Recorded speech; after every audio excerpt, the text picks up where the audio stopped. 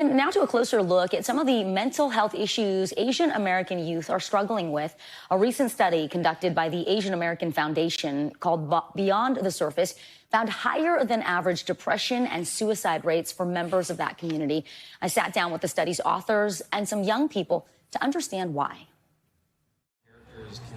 At the third annual Honor Your Feelings Fest in Los Angeles, 26-year-old Jonathan Pham is finding new friends and connections to help him better cope with feelings he rarely talks about with his parents. When I started really bringing up my mental health towards my parents, telling them like, hey, I'm not doing too well. Like, I kind of need a break. If you ask for help, you're seen as a weak person. You won't survive. It led to a point where I'm like, I can't take this anymore. I feel burnt out. I feel tired. He says he hit a mental health low during the pandemic when he was isolated from friends. Was there ever a time that you did consider self-harm or anything self-destructive?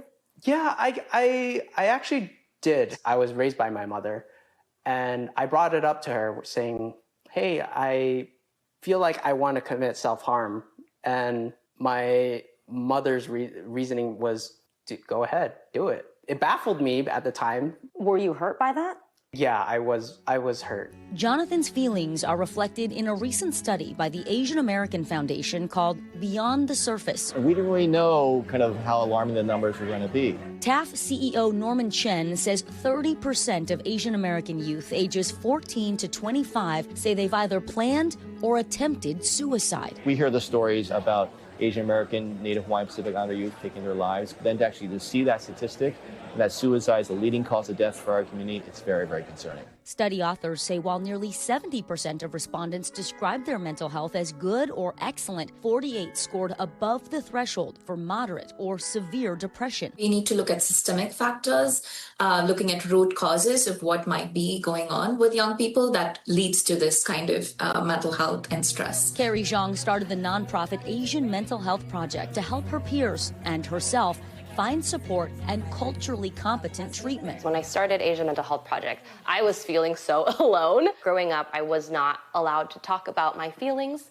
and there was that overwhelming sense of like, you should be grateful that you are here in this country full of opportunity, and any sort of emotion that is labeled as negative is a rebellion, is going against your parents' wishes. Do you think that is somewhat unique to Asian American culture?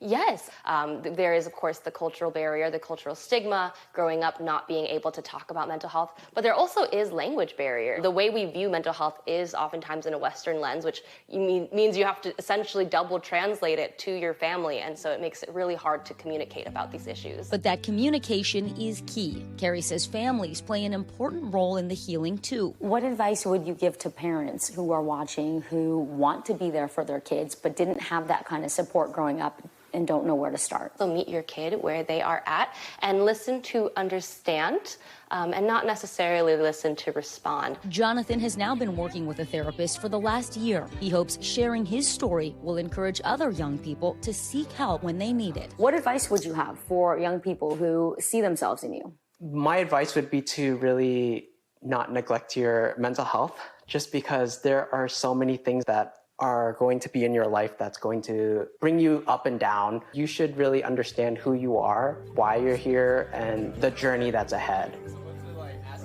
And hopefully it's a long journey. Our thanks to Jonathan and Carrie for sharing their stories. And this fall, the Asian American Foundation plans to host a national conference for Asian American youth to continue raising awareness about the importance of mental health and to support programs that provide treatment. And a reminder, if you or someone you know is struggling, call or text the Suicide Prevention Lifeline at 988. Thanks for watching. Stay updated about breaking news and top stories on the NBC News app or follow us on social media.